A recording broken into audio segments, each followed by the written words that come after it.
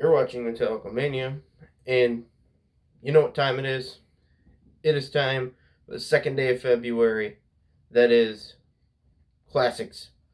We'll be ranking all classics, or reviewing classic albums all month long, and I couldn't really decide on which one I would do today. I looked over my shelf and I found one that I kind of thought, well, I've never talked about this album on the channel. I really never listened to this album too much, and well, I think it's a classic. It didn't get a perfect score. Usually the classics do, but this one did not get a perfect score. Um, it's a 9.5 out of 10, which is pretty high. Still above average. Still really good stuff. Um, yeah, and I'll be reviewing Amorphis Tales from the Thousand Lakes. Um, I'm more familiar with the newer Amorphis, the stuff like the gold. What is it called? Queen of Time. I thought it was.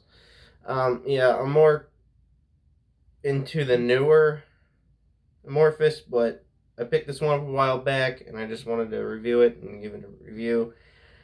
9.5 out of 10, not fully consistent throughout the whole album. There's some inconsistencies, some tracks that are a little, like, parts that are a little bit on the boring side, but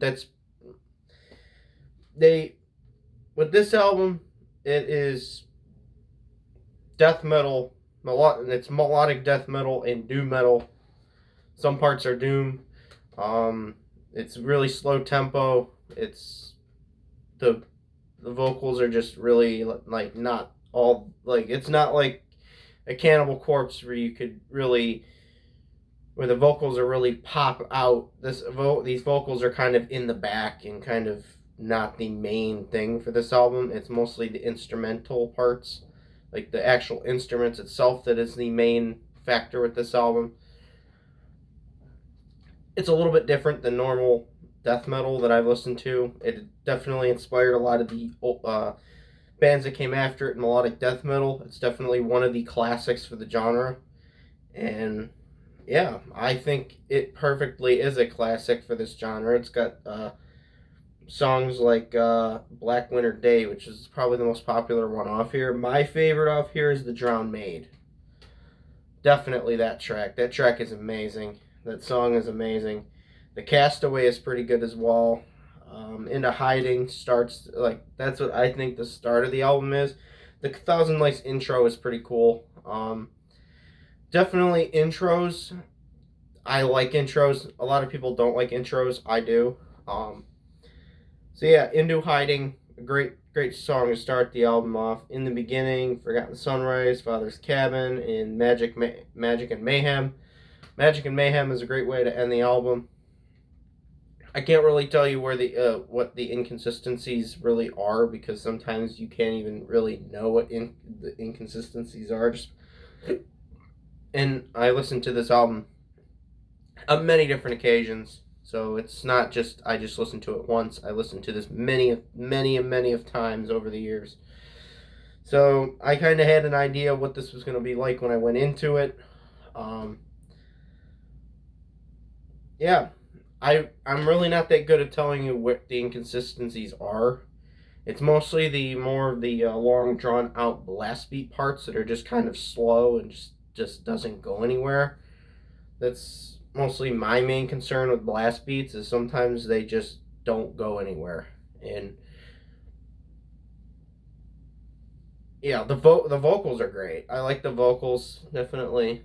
They sound like they don't sound like well they don't sound like they're the main instrument in this album. The guitars are the main instrument in the album, and then the other keyboards that they put in the background. I like that as well with melodic death metal.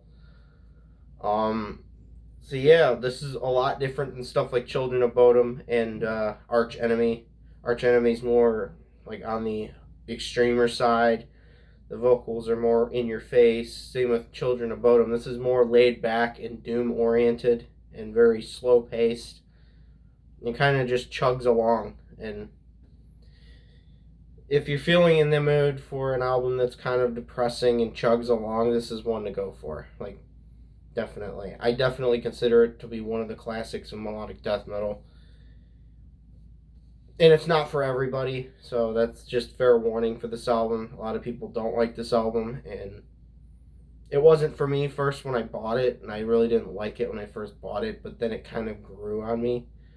That's another thing that happens with me. Sometimes albums grow on me. So this one did, and I just wanted to make a review of this one because really I haven't really seen a whole lot of discussions about this album. It's more about their newer ones. So yeah, I do have a copy of their first one. I kind of want to do their first one on our video. This is their second release. This is from, I think, 94 maybe. Probably 94. So yeah, that's where I'm going to end the video. If you guys liked it, I don't know which the next one's going to be. I'm very on the fence of a couple of albums that I could maybe do for the classics month. But yeah, hope you guys liked the video, and I'll see you guys tomorrow.